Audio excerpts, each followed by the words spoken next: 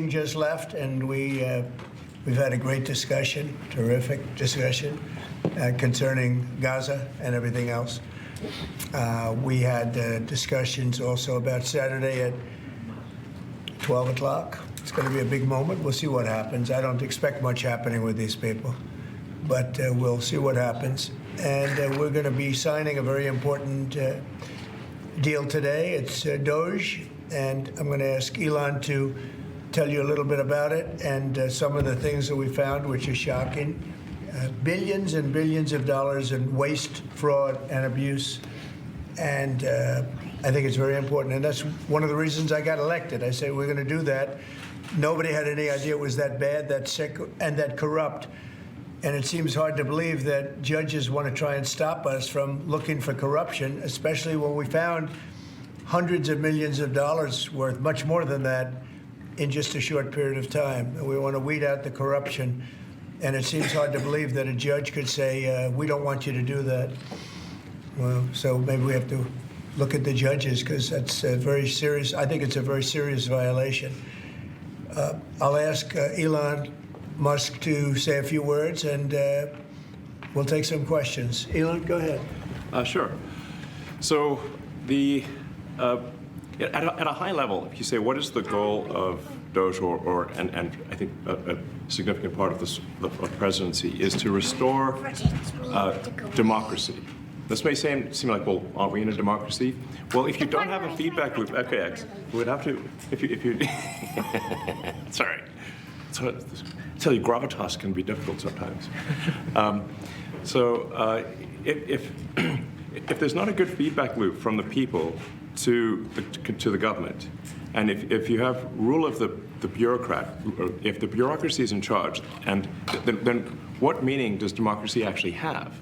If the people cannot vote and have their will be decided by their elected representatives in the form of the president and the Senate and the House, then we don't live in a democracy. We live in a bureaucracy.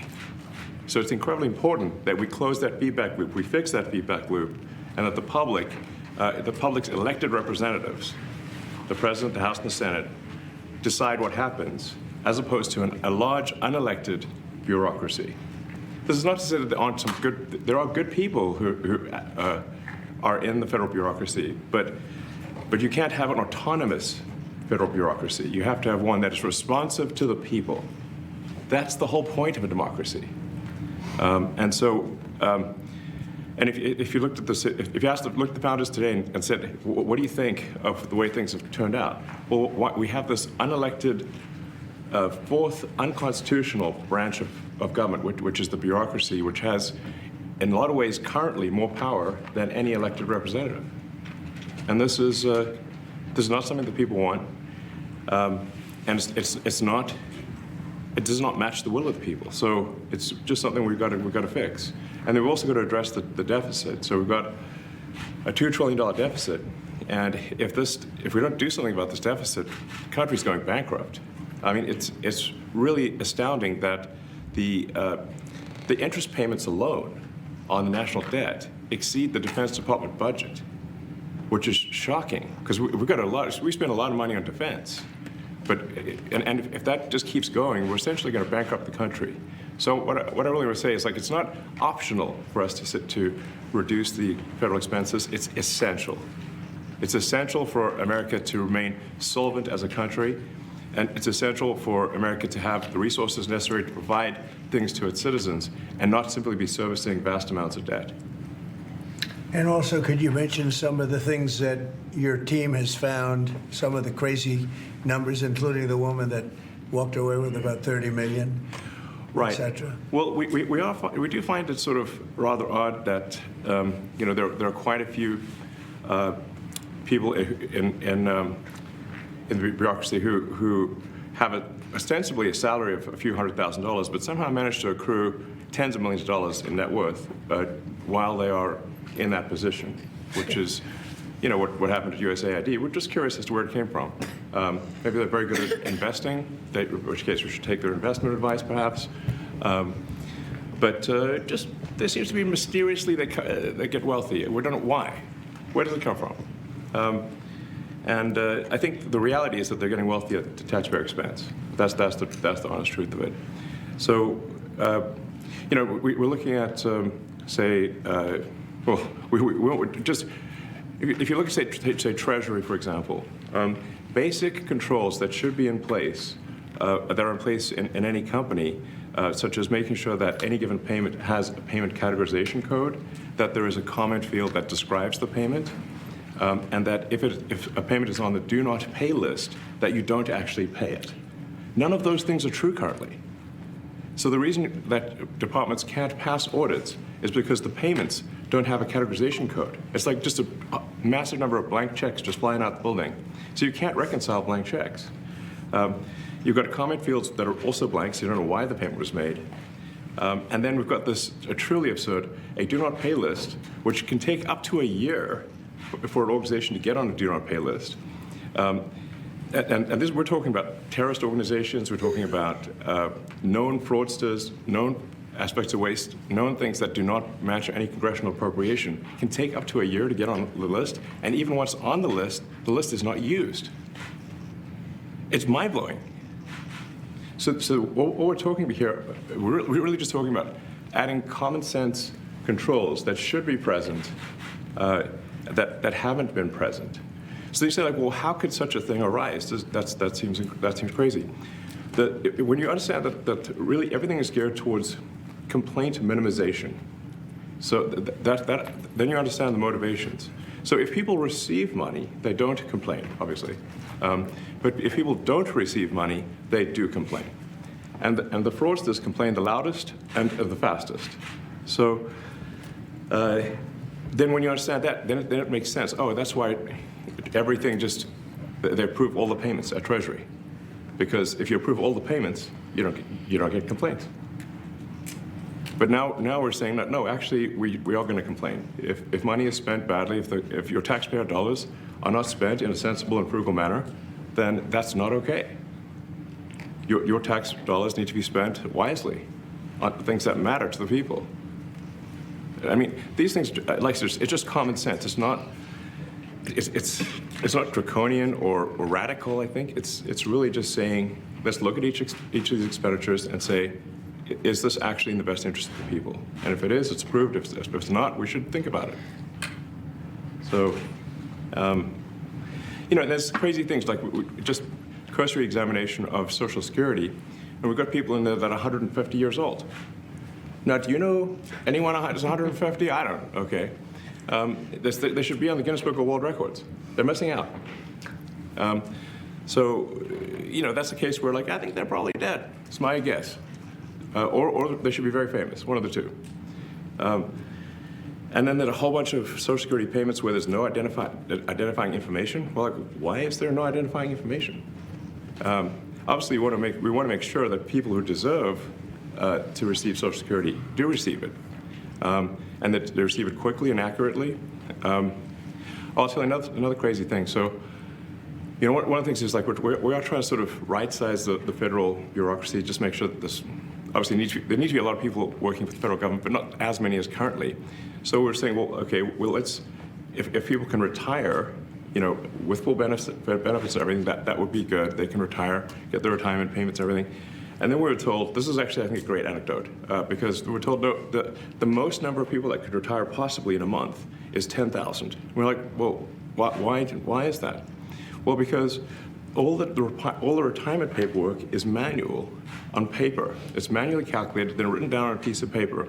Then it goes down a mine. And I'm like, what do you mean a mine? Yeah, there's a limestone mine where we store all the retirement paperwork. And you look at a picture of this mine. We'll post some pictures afterwards. And this mine looks like something out of the 50s because it was started in 1955. So it looks like it's like a time warp. And then the speed, the limiting factor is the speed at which the mine shaft elevator can move determines how many people can retire from the federal government. And the elevator breaks down sometimes, and then nobody can retire. Doesn't that sound crazy? There's 1,000 people that work on this.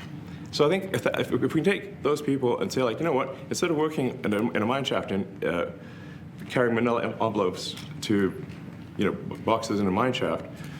You could do practically anything else, and you would add to the goods and services of the United States in a more useful way. So anyway, so I think that's an example. Like at a high level, if you say like, how do we increase prosperity? Is we get people to shift from roles that are low to negative productivity to high productivity roles. And so you increase the total output of goods and services, which means that there's a higher standard of living available for everyone. That's the actual goal. Everyone's very quiet, by the way. So are people normally this quiet? Your detractors, Mr. Musk, what? including a lot of Democrats. I have detractors? You do, sir. I don't believe it. Say that you're orchestrating a hostile takeover of government and doing it in a non-transparent way. What's your response to that criticism? Well, first of all, you couldn't ask for a stronger mandate from the public. The public voted. We have a majority of the public voting for President Trump. We won the House. We won the Senate. The people voted for major government reform. There should be no doubt about that. That was on the campaign. The president spoke about that at every rally. The people voted for major government reform, and that's what the people are going to get. They're going to get what they voted for. And a lot of times, people that don't get what they voted for, but in this presidency, they are going to get what they voted for. And that's what democracy is all about. Mr. Musk, the White House says that you will identify and excuse yourself from any conflicts of interest that you may have.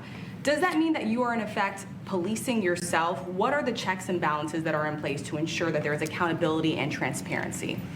No. Well, we actually are trying to be as transparent as possible. In fact, we post our actions to the DOGE handle on X and to the DOGE website.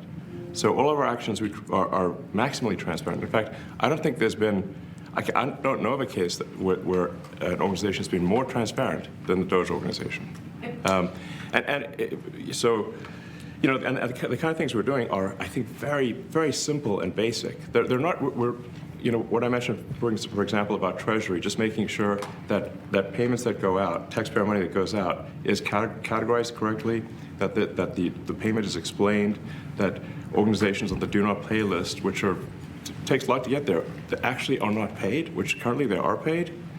These are not individual judgment decisions. These are about simply having sensible checks and balances in the system itself to ensure that taxpayer money is spent well. So it's got nothing to do with, like, say, a contract for some company of mine at all. But if there is a conflict of interest when it comes to you yourself, for instance, you've received billions of dollars in federal contracts when it comes to the Pentagon, for instance, which the president, I know, has directed you to look into. Yeah. Are you policing yourself in that? Is there any sort of accountability check and balance in place that would provide any transparency for the American people? Well, all of our actions are fully public. So if you see anything, you say, like, wait a second, hey, Elon, that seems like maybe that's, there's a conflict there. It's not like people are going to be shy about saying that. They'll say it immediately, Including you yourself. Yes. But transparency is what builds trust, not simply somebody asserting trust. So not somebody saying they're trustworthy, but transparency, so you can see everything that's going on. And then you can see, am I doing something that benefits one of my companies or not? It's totally obvious. And if we thought that, we would not let him do that segment or look in that area if we thought there was a lack of transparency or a conflict of interest. And we watch that also. He's a big businessman. He's a successful guy. That's why we want him doing this. We don't want an unsuccessful guy doing this. Now, one thing also that Elon hasn't really mentioned are the groups of people that are getting some of these payments. They're ridiculous. And we're talking about billions of dollars that we've already found. We found fraud and abuse. I would say those two words as opposed to the third word that I usually use, but in this case, fraud and abuse. It's abusive because most of these things are virtually made up, or certainly money shouldn't be sent to them. And you know what I'm talking about. It's crazy. So, but we're talking about tens of billions of dollars that we've already found. And now a judge who's an activist judge wants to try and stop us from doing this. Why? Why would they want to do that? I campaigned on this. I campaigned on the fact that I said government is corrupt.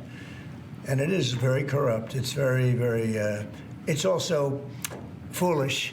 As an example, a man has a contract for 3 months and the contract ends, but they keep paying him for the next 20 years, because nobody ends a contract. You get a lot of that. You have a contract that's a 3-month contract. Now, normally, if you're in a small, in all fairness, it's the size of this thing is so big. Yeah. But if you have a contract and you're in a regular business, you end the contract in 3 months. It's a consultant. Here's a contract for 3 months, but it goes on for 20 years. And the guy doesn't say that he got money for 20 years, They don't say it. They just keep getting checks month after month. And you have various things like that, and even much worse than that, actually, much worse. And I guess you call that incompetence, maybe. Yeah. It could be corruption. It could be a deal's made on both sides, where the guy gets the money, he kicks. I think there's a lot of kickback here. I see a lot of kickback here. There's a lot of kickbacks. A tremendous kickback, because nobody could be so stupid to give out some of these contracts. Yes. So he has to get a kickback.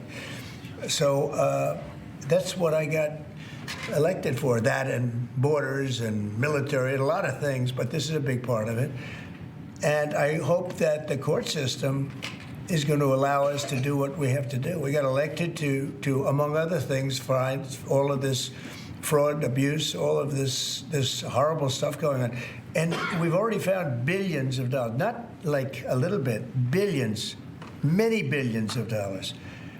And when you get down to it, it's going to be probably close to $1 trillion. It could be close to $1 trillion that we're going to find. That will have quite an impact on the budget. And you'll go to a judge where they handpick a judge, and he has certain leanings. I'm not knocking anybody for that, but he has certain leanings, and he wants us to stop looking. How do you stop looking? I mean, we've already found it. We have a case in New York where a hotel has paid $59 million, $59 million because it's housing migrants, illegal migrants. All illegal, I believe. And they were being paid twice the normal room rate at 100% occupancy. Unbelievable. So it's a racket. Yeah. Mr. Musk, can I ask a question? You Well, said if I may sort of just going for the president's comments, at a high level, you say, what are the two ingredients that are really necessary in order to cut the budget deficit in half from $2 trillion to $1 trillion? And it's really two things: competence and caring. And if you add competence and caring, you'll cut the budget deficit in half. And I fully expect to be scrutinized and get a daily proctology exam, basically. Might as well just camp out there. So it's not like I think I can get away with something. I'll be scrutinized nonstop. But with the support of the president, we can cut the budget deficit in half from $2 trillion to $1, and then with deregulation, because there's a lot of sort of regulations that don't ultimately serve the public good. We need to free the builders of America to build. And if we do that, that means I think we can get the economic growth to be maybe 3-4%, maybe 5%.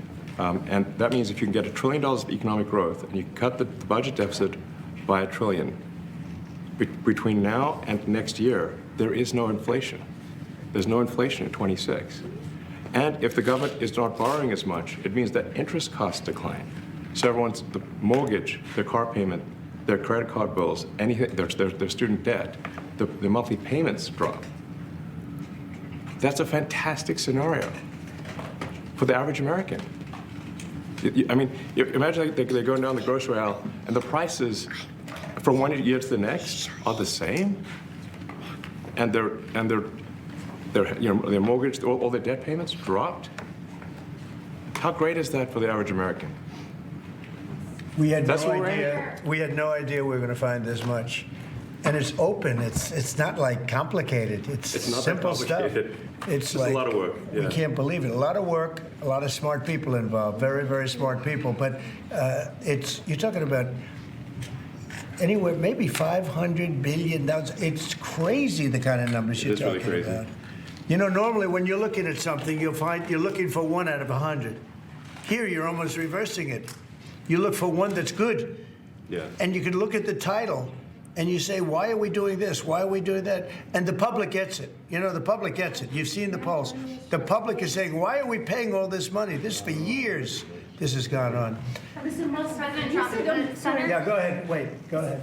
Senator Rand Paul today said that DOGE cuts will ultimately need a vote in Congress. Do you agree with that? Is that the I plan? really don't know. I know this.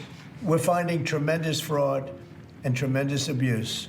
If I need a vote of Congress to find fraud and abuse, it's fine with me. I think we'll get the vote, although there'll be some people that wouldn't vote. And how could a judge want to hold us back from finding all of this fraud and finding all of this incompetence?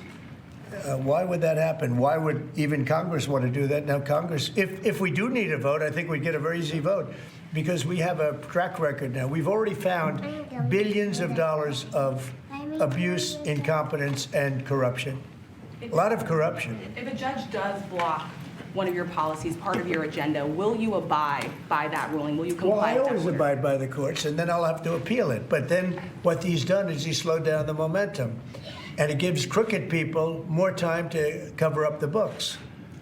You know, if a person's crooked and they get caught, other people see that, and all of a sudden it becomes harder later on. So, yeah, the answer is I always abide by the courts, always abide by them, and will appeal. But appeals take a long time, and I would hope that a judge, if you go into a judge and you show him, here's a corrupt situation, we have a check to be sent, but we found it to be corrupt.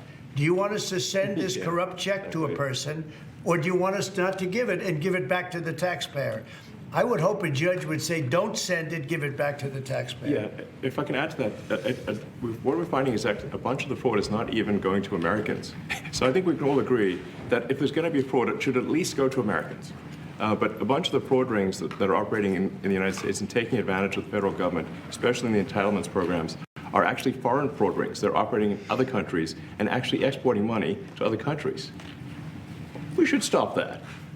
Mr. Musk, And this is big numbers. Talk about $100 to $200 billion a year.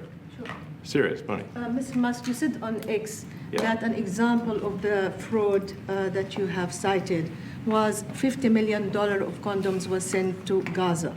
But after fact-check this, apparently Gaza in Mozambique, and the program was to protect them against HIV. So can you correct the statements? It wasn't sent to Hamas, actually. It was sent to Mozambique, which makes sense why condoms was sent there. Yeah. And how can we make sure that all the statements that you said were correct, so we can trust what you say? Well, first of all, some of the things that I say will be incorrect and should be corrected. So nobody's going to bat 1,000. I mean, we will make mistakes, but we'll act quickly to correct any mistakes. I'm not sure we should be sending $50 million worth of condoms to anywhere, frankly. I'm not sure that's something Americans would be really excited about. And that is really an enormous number of condoms, if you think about it. But if it went to Mozambique instead of Gaza, I'm like, okay, that's not as bad, but still, why are we doing that? Mr. Musk, can you talk a little bit about how closely you're working with agency heads as you're directing these cuts? Do they have how much input do agency heads have when you're making these decisions? Yeah, we work closely with the agency heads, there are sort of checks in place. So it's not just us just going in and doing things willy-nilly. It's in partnership with the agency heads, and I check frequently with the president to make sure that this is what the president wants to happen. So we talk almost every day, and I double check things to make sure, is this something, Mr. President, you want us to do this? Then we'll do it. USAID has been one of your main targets. Are you concerned at all that some of the cuts or that shutting that agency altogether may lead to diseases or other bigger problems starting in other countries that then come to the United States? Yeah, so that's an interesting example. So that's something where we work closely with the State Department and Secretary Rubio. And we have, for example, turned on funding for Ebola prevention and for HIV prevention. Left that, you said? Yes, correct. And we are moving fast, so we will make mistakes, but we'll also fix the mistakes very quickly. So Do you see it as a worthy cause, USAID? I think that there are some worthy things, but overall, if you say what is the bang for the buck, I would say it was not very good. And there was far too much of what USAID was doing was influencing elections in ways that I think were dubious and do not stand the light of day. I can just ask a follow-up to the Pentagon contracts. If you have received billions of dollars in contracts from the Pentagon, and the president's directing you to look into the Department of Defense, is Yes, that which we a definitely need conflict to of do and interest? are going to do at the president's request. Does that present a conflict of interest for you? No, because you'd have to look at the individual contract and say, first of all, I'm not the one, filing the contract. It's people at SpaceX or someone who will be putting for the contract. And I'd like to say, if you see any contract where where it was awarded to SpaceX and it wasn't by far the best value for money for the taxpayer, let me know, because every one of them was. The president said the other day that you might look at treasuries. Could you explain that a little bit? What kind of fraud, and that question goes to both of you, what kind of fraud are you expecting to see or do you see right now in U.S. treasuries? Yeah, I think you mean the Treasury Department as opposed to Treasury bills, or. You also referenced treasuries on Air Force One the other night. Go ahead. Well, as I mentioned earlier, really the first order of business is to make sure we're actually collecting. Sorry for this. I thought my son might enjoy this, but he's sticking his fingers in my ears and stuff. So it's a bit hard to hear sometimes. Hey, stop that. No, the stuff we're doing with the Treasury Department is so basic that you can't believe it doesn't exist already. So for example, like I mentioned, just making sure that when a payment goes out, it has to have a payment categorization code. It's like, what type of payment is this? You can't just leave the field blank. Currently, many payments, the field is left blank. And you have to describe what's the payment for, some basic rationalization. That also is left blank. So this is why, the Pentagon, when's the last time the Pentagon passed an audit? I mean, a decade ago, maybe? Ever? Really? And we want to just, in order to actually pass audits, you have to have financial information that allows you to trace the payments. And once in a while, the Treasury has to pause payments if it thinks the payment is going to a fraudulent organization. If a company or an organization is on a do not pay list, we should not pay it. I'm sure you would agree. Like, if it's quite hard to get on that payment, the do not pay list, it means that this is someone that is just, it's like dead people, terrorists, known fraudsters, that kind of thing. We should not pay them. But currently we do, which is crazy. We should stop that. Many transactions. And by the way, hundreds, thousands of transactions like that. We have a big team. And for the sake of the country, I hope that the person that's in charge and the other people that report to me that are in charge are allowed to do the right thing, namely make sure everything's honest, legitimate, and competent. But we're looking at just, when you look at USAID, that's one. We're going to look at the military. We're going to look at education. They're much bigger areas. But the USAID is really corrupt.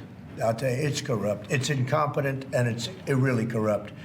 And I can't imagine a judge saying, well, it may be corrupt, but you don't have the right. You got elected to look over the country and to, as we say, make America great again, but you don't have the right to go and look and see whether or not things are right that they're paying or that things are honest that they're paying.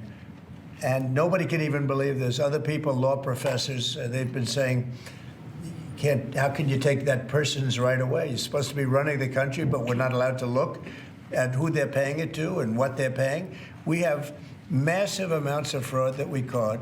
I think we probably caught way over a lot of billions of dollars already in, 2 weeks? Yes. And it's going to go to numbers that you're not going to believe. And much, as I said, much is incompetence and much is dishonesty. We have to catch it. And the only way we're going to catch it is to look for it. And if a judge is going to say you're not allowed to look for it, that's pretty sad for our country. I don't understand how it could even work. On the buyout program, can you personally guarantee that? Which one? The buyout program, the offer to federal workers. Can you personally guarantee that the workers who opt in to resign now will be paid through Well, September? they'll get their money, but they're getting a good deal. They're getting a big buyout. And what we're trying to do is reduce government. We have too many people. We have office space. It's occupied by 4%. Nobody's showing up to work because they were told not to.